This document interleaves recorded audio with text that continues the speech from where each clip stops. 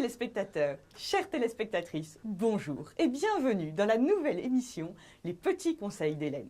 Hélène, c'est moi. Pourquoi ai-je l'outrecuidance de vous parler de livres aujourd'hui? Eh bien parce que je travaille aux éditions de l'Emmanuel. Mais avant ça, j'ai été libraire pendant 10 ans.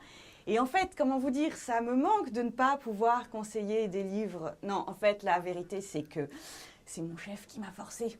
Et du coup, je vous le présente. Voici, mesdames et messieurs, Stanislas Josan, directeur des éditions de l'Emmanuel. Et puis, accessoirement, quand j'étais jeune, j'ai moi aussi commis des livres. Peut-être avez-vous déjà vu Louis et Zélie Martin, Les Saints de l'ordinaire d'Hélène Mongin, ou Louis et Zélie Martin, Prier 15 jours, ou Louis et Zélie Martin, Dieu premier servi. Je sais, c'est un peu monothématique. Mais j'ai travaillé Thérèse aussi. Si je vous dis ça, c'est parce qu'aujourd'hui, je vais vous parler d'un livre sur la famille Martin que je n'ai pas écrit, et qui est une merveille. Léonie Martin, la sainteté inattendue d'une sœur de Thérèse. Léonie, je l'aime, parce que c'était un peu le vilain petit canard de la famille. Elle a eu des difficultés sans arrêt, elle s'est fait renvoyer de l'école, elle avait un caractère compliqué. Même quand elle a voulu rentrer au couvent, elle a dû s'y reprendre à 4 fois.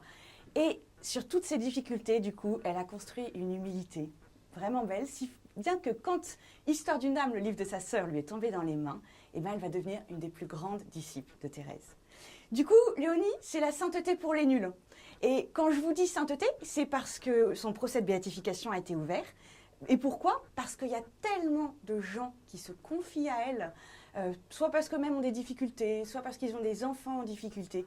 Et donc je vous invite, à travers ce livre qui est facile à lire, qui est sympa, à venir rencontrer Léonie. Croyez-moi, vous ne le regretterez pas.